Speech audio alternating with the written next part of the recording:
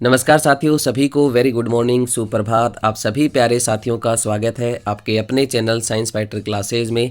दोस्तों, आज है 24 जून और 24 जून के करंट अफेयर्स के जितने भी क्वेश्चंस बनते हैं उन सभी क्वेश्चनों की चर्चा हम यहां पे करने वाले हैं। इन सभी क्वेश्चनों की PDF आप हमारे टेलीग्राम चैनल से डाउनलोड कर सकते हैं, उसकी लिंक आपको डिस्क्रिप्शन में मिल जाएगी। तो चलिए शुरू करते हैं। पहला क्वेश्चन आपके सामने है आपकी स्क्रीन पर। हाल ही में जारी WEF के ग्लोबल जेंडर गैप इंडेक्स 2023 में भारत को कौन सा स्थान मिला है? ऑप्शन आपको दिए गए हैं 126वां, 127वां, 128वां, 129वां।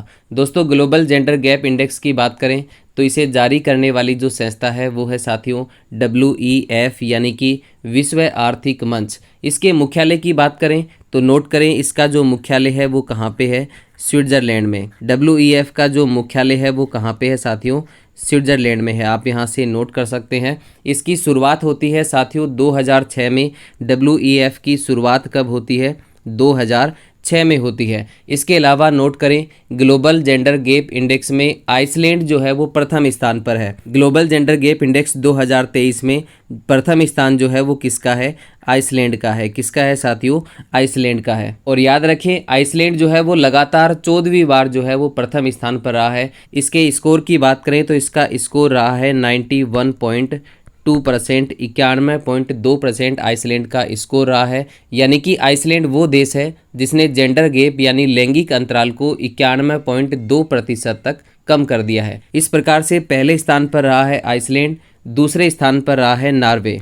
पहले स्थान पर कौन है साथियों? आइसलैंड। और दूसरे स्थान पर कौन है? नॉर्वे। और भारत के स्थान की बात करें तो भारत का इसमें स्थान रहा है 127वां। कौन सा स्थान रहा है? 127वां स्थान रहा है। जबकि 2022 में भारत का जो स्थान था वो क्या था? 135वां। 2022 में भारत का जो स्थान था वो कौन सा था? 135वां था। जबकि 2023 की हम बात करें तो 2023 में भारत का स्थान कौन सा रहा है? 127वां रहा है। 2023 में भारत के स्कोर की बात करें तो वो रहा है 64.3%। यानी कि भारत ने लैंगिक अंतराल को 64.3% तक कम कर दिया है। इस प्रकार से इस क्वेश्चन का राइट आंसर होता है ऑप्शन नंबर बी। चलिए बढ़ते हैं अगले क्वेश्चन की ओर। अगला क्वेश्चन आपके सामने आपकी स्क्रीन पर। एक और बेहतरीन क्वेश्चन आपके सामने। स्काई ट्रैक्स ने वर्ष 2023 का दुनिया की सबसे अच्छी विमानन कंपनी का पुरस्कार किसे प्रदान किया है? ऑप्शन आपको दिए गए हैं Singapore airlines, Qatar airlines, all Nippon airlines. दोस्तों, अभी हाल ही में स्काई ट्रैक्स के द्वारा वर्ल्ड एयरलाइंस अवार्ड 2023 प्रदान करने की घोषणा की गई है, जो कि पेरिस में प्रदान किए जाएंगे। कहाँ पे प्रदान किए जाएंगे? पेरिस में प्रदान किए जाएंगे। स्काई ट्रैक्स के द्वारा वर्ल्ड एयरलाइंस अवार्ड 2023 प्रदान करने की घोषणा की गई है और ये कहाँ पे प्रदान किए जाएंगे? पेरिस में प्रदान किए जाएंगे। इनमें 2-3 महत्वपूर्ण अवार्ड आपको ध्यान में रखने हैं। उनमें से एक है एविएशन का ऑस्कर अवार्ड, वेरी इंपॉर्टेंट। एक है साथियों एविएशन का ऑस्कर अवार्ड। और एविएशन का जो ऑस्कर अवार्ड है वो किसे प्रदान किया जाएगा? तो आप यहाँ से नोट करें, सिंगापुर एयरलाइंस को। किसको प्रदान किया जाएगा? सिंगापुर एयरलाइंस को प्रदान किया जाएगा। इसके अलावा नोट करें, सिंगापुर एयरलाइंस विश्व की सर्वश्रेष्ठ विमानन कंपनी है। विश्व की सर्वश्रेष्ठ विमानन कंपनी जो है वो कौन सी है साथियों? Singapore airlines. कौन सी है? Singapore airlines. जबकि दूसरे नंबर की हम बात करें तो दूसरे स्थान पर आती है आपकी कतर एयरलाइंस। कतर एयरलाइंस का जो स्थान है वो कौन सा है? दूसरा स्थान है। इसके अलावा बेस्ट रीजनल एविएशन की बात करें तो आप यहाँ से नोट कर सकते हैं, बेस्ट रीजनल एविएशन का जो अवार्ड है वो किसे प्रदान किया गया है? Very important. Best regional aviation का जो अवार्ड है वो किसे प्रदान किया गया है? बैंकॉक एयरलाइंस को। किसको प्रदान किया गया है साथियों? बैंकॉक एयरलाइंस को प्रदान किया गया है। तो याद रखें, बेस्ट रीजनल एविएशन के अंदर बैंकॉक एयरलाइंस प्रथम स्थान पर है। यानी किसी विशेष क्षेत्र के अंदर बेस्ट एयरलाइंस जो है वो कौन सी है? Bangkok airlines. इस प्रकार से इस क्वेश्चन का राइट आंसर होता है option number A, Singapore airlines. चलिए बढ़ते हैं अगले क्वेश्चन की ओर। अगला क्वेश्चन आपके सामने आपकी स्क्रीन पर। हाल ही में अंतर्राष्ट्रीय ओलंपिक समिति के द्वारा किसे ओलंपिक ऑर्डर से सम्मानित किया गया है? दोस्तों, अंतर्राष्ट्रीय ओलंपिक समिति की हम बात करें तो इसकी जो स्थापना है वो कब होती है? 23 जून 1894 को होती है। कब होती है? 23 जून 1894 ईस्वी को अंतर्राष्ट्रीय ओलंपिक समिति की स्थापना होती है। इसका जो मुख्यालय है वो कहाँ पे स्थित है? इसका मुख्यालय है साथियों लुजोन। इसका मुख्यालय जो है वो कहाँ पे है, लुजोन स्विट्जरलैंड में है। इसके अलावा नोट करें थॉमस वोग इसके वर्तमान अध्यक्ष हैं। अंतर्राष्ट्रीय ओलंपिक समिति के वर्तमान जो अध्यक्ष हैं वो कौन है, आप यहाँ से नोट करते जाएं। अंतर्राष्ट्रीय ओलंपिक समिति के जो वर्तमान अध्यक्ष हैं वो कौन है, थॉमस वोग। कौन है साथियों, थॉमस वोग है। दोस्तों हाल ही में अंतर्राष्ट्रीय ओलंपिक समिति के द्वारा डॉक्टर टेड्रोस को ओलंपिक अवार्ड से सम्मानित किया गया है। और डॉक्टर टेड्रोस की हम बात करें तो ये वर्तमान में WHO के महानिदेशक हैं। वर्तमान में WHO के जो महानिदेशक हैं वो कौन है, डॉक्टर टेड्रोस। आप यहाँ से नोट करते जाएं, WHO के वर्तमान में महानिदेशक कौन है, डॉक्टर टेड्रोस है। अब बात करें कि इनको ये अवार्ड क्यों दिया गया, तो आपको याद होगा दोस्तों कोविड-19 के दौर में ओलंपिक कराने के लिए मोटिवेट करने वाले डॉक्टर टेड्रोस ही थे, इसीलिए इन्हें ये अवार्ड दिया गया है। WHO की बात करें तो WHO की स्थापना कब होती है, 7 अप्रैल, आप यहाँ से नोट कर सकते हैं, 7 अप्रैल 1948 ईस्वी को WHO की स्थापना होती है। इसका जो मुख्यालय है वो कहाँ पे स्थित है, जेनेवा में। WHO का जो मुख्यालय है वो कहाँ पे स्थित है, जेनेवा में। इस प्रकार से इस क्वेश्चन का राइट आंसर होता है ऑप्शन नंबर ए। चलिए बढ़ते हैं अगले क्वेश्चन की ओर। अगला क्वेश्चन आपके सामने आपकी स्क्रीन पर, अंतर्राष्ट्रीय फुटबॉल में 200 मैच खेलने वाला पहला पुरुष फुटबॉलर कौन सा है। ऑप्शन आपको दिए गए हैं, Kylian Mbappe, Lionel Messi, Cristiano Ronaldo, और चौथा ऑप्शन आपको दिया है सुनील छेत्री। इस क्वेश्चन का राइट आंसर होगा option number C, Cristiano Ronaldo. Ronaldo की बात करें तो ये कहाँ के खिलाड़ी हैं, पुर्तगाल के खिलाड़ी हैं। क्रिस्टियानो रोनाल्डो जो है वो कहाँ के खिलाड़ी हैं, पुर्तगाल के खिलाड़ी हैं। अभी हाल ही में इन्होंने अपना 200वां अंतर्राष्ट्रीय फुटबॉल मैच खेला है। और याद रखें रोनाल्डो ने आइसलैंड के खिलाफ ये मैच खेला है। किसके खिलाफ खेला है दोस्तों, आइसलैंड के खिलाफ। आप यहाँ से नोट करते जाएं, रोनाल्डो ने अपना 200वां अंतर्राष्ट्रीय फुटबॉल मैच खेला है।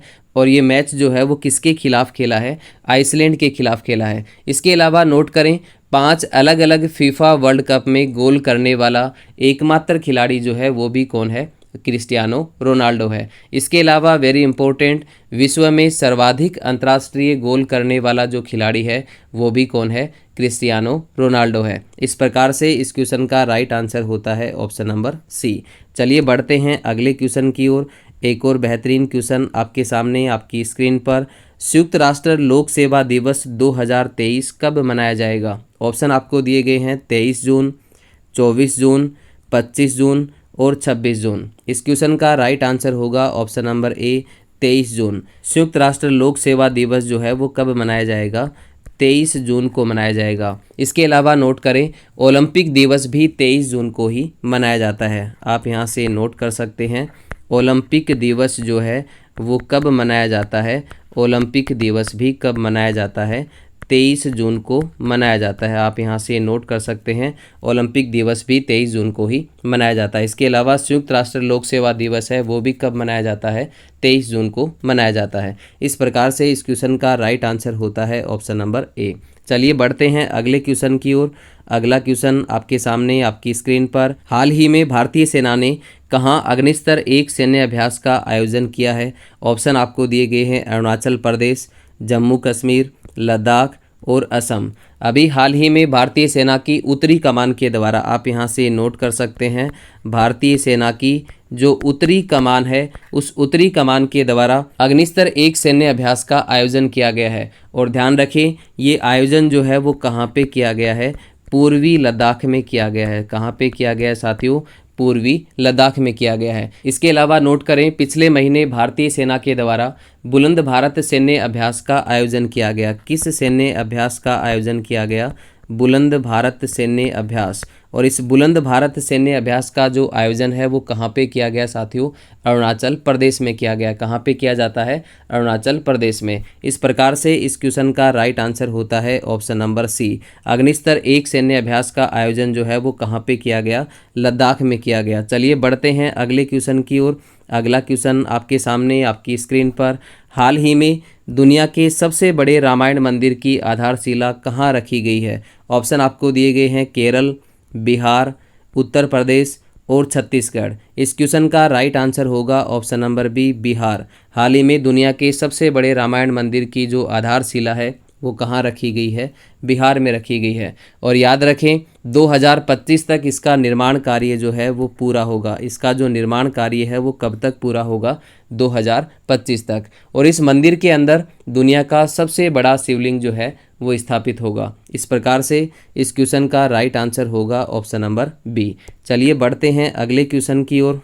अगला क्वेश्चन आपके सामने आपकी स्क्रीन पर। हाल ही में भारत ने किस देश के साथ रक्षा वर्दी पारिस्थितिकी तंत्र इंडस एक्स का आयोजन किया है? किसका आयोजन पूछा है साथियों? इंडस एक्स, आप यहाँ से नोट कर सकते हैं। इंडस एक्स का आयोजन जो है वो भारत ने किस देश के साथ किया है? ऑप्शन आपको दिए गए हैं रूस, संयुक्त राज्य अमेरिका, जापान और ब्रिटेन। इस क्वेश्चन का राइट आंसर होगा ऑप्शन नंबर बी, संयुक्त राज्य अमेरिका। इस वर्ड से आप इसको याद रख सकते हैं। IND का मतलब होता है इंडिया और US का मतलब है साथियों यहाँ पे USA। तो रक्षा वर्दी पारिस्थितिकी तंत्र इंडस एक्स में कौन कौन से देश शामिल हैं? इंडिया और संयुक्त राज्य अमेरिका। इस प्रकार से इस क्वेश्चन का राइट आंसर होता है ऑप्शन नंबर बी। चलिए बढ़ते हैं अगले क्वेश्चन की ओर। अगला क्वेश्चन आपके सामने आपकी स्क्रीन पर। पहले ACC women T20 emerging Asia cup 2023 की विजेता टीम कौन सी है? थोड़ा सा यहाँ पे मिसप्रिंट हो गया, आप यहाँ से नोट करें। ACC वुमेन क्या है ये? ACC women T20 emerging Asia cup 2023 की विजेता टीम कौन सी है? ऑप्शन आपको दिए गए हैं श्रीलंका, बांग्लादेश, भारत और पाकिस्तान। दोस्तों याद रखें ACC women T20 emerging Asia cup 2023 का पहली बार आयोजन किया गया है। और इसका जो आयोजन है वो कहाँ पे किया गया है? हांगकांग में किया गया है। आप यहाँ से नोट करते जाएं। पहली बार इसका आयोजन किया गया है 2023 में। और इसका आयोजन कहाँ पे किया गया है? हांगकांग में किया गया है। इसके अलावा नोट करें इसके अंदर कितनी टीमें शामिल होती हैं? 8 टीमों ने इसके अंदर भाग लिया था, जिसमें फाइनल मैच जो है, फाइनल मैच होता है साथियों भारत और बांग्लादेश के बीच में। फाइनल मैच जो है वो किसके बीच में होता है? भारत और बांग्लादेश के बीच में होता है। और इसमें विजेता टीम जो है वो कौन सी होती है? भारत होती है। इस प्रकार से इस क्वेश्चन का राइट आंसर होता है ऑप्शन नंबर सी, भारत। चलिए बढ़ते हैं अगले क्वेश्चन की ओर। अगला क्वेश्चन आपके सामने आपकी स्क्रीन पर। हाल ही में शिक्षण संस्थानों की छात्राओं के लिए कहाँ ट्रांसपोर्ट वाउचर स्कीम प्रारंभ की गई है? ऑप्शन आपको दिए गए हैं बिहार, मध्य प्रदेश, उत्तर प्रदेश और राजस्थान। दोस्तों ट्रांसपोर्ट वाउचर स्कीम की बात करें तो ये स्कीम जो है वो कहाँ पे प्रारंभ की गई है? राजस्थान में प्रारंभ की गई है। आप यहाँ से नोट करते जाएं। ट्रांसपोर्ट वाउचर स्कीम जो है वो कहाँ पे प्रारंभ की गई है? राजस्थान में, जिसके तहत उच्च शिक्षण संस्थानों में पढ़ने वाली छात्राओं को घर से कॉलेज और कॉलेज से घर आने के लिए 10 किलोमीटर से अधिक दूरी के लिए, याद रखें 10 किलोमीटर से अधिक दूरी के लिए प्रतिदिन 20 रुपये बस किराया दिया जाएगा। कितना किराया दिया जाएगा? 20 रुपये। और ये स्कीम जो है वो केवल और केवल किसके लिए है? छात्राओं के लिए है। इस स्कीम का लाभ प्राप्त करने के लिए कॉलेज के अंदर छात्रा की जो अटेंडेंस है वो कितनी होनी चाहिए? 75% से कम नहीं होनी चाहिए। यदि किसी छात्रा की अटेंडेंस जो है वो 75% से कम होगी तो उसको इस स्कीम का लाभ नहीं दिया जाएगा। इस प्रकार से इस क्वेश्चन का राइट आंसर होता है ऑप्शन नंबर डी, राजस्थान। तो आज के लिए साथियों इतना ही। मिलते हैं नेक्स्ट वीडियो में। तब तक के लिए आप सभी साथियों का बहुत बहुत धन्यवाद। जय हिंद, जय भारत।